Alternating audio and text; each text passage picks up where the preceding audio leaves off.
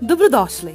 U današnjem videu ću vam otkriti recept za ukusnu domaću pileću paštetu, koja se brzo pravi i može da stoji u frižideru čak nekoliko dana. Napravite pileću paštetu, stavite u frižider i imate super brzu večeru za sebe i svoju porodicu, koja se također lako priprema, brzo je gotova, a ono što je najbitnije, hranljiva i zdrava.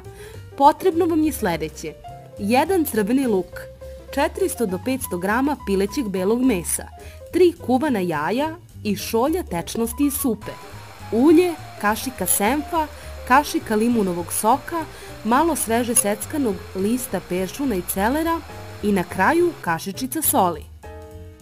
Pripremit ćete je na sledeći način. Prvo što ćete uraditi jeste što ćete izdinstati crveni luk, pa dodati pileće belo meso iseckano na kockice i dinstati na tihoj vatri. Pred kraj dinstanja dodati 1 šolju tečnosti iz supe.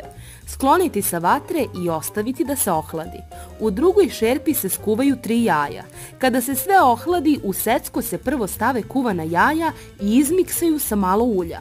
Zatim se u to doda smesa od mesa i luka, u njoj je ostalo malo tečnosti naravno. Dodate 1 kašičicu senfa, 1 kašiku limunovog soka i seckani peršun, celer i so. Na kraju se sve to dobro izblendira i dobije sočan i odličan, jako dobar ukus, namaz pileće paštete.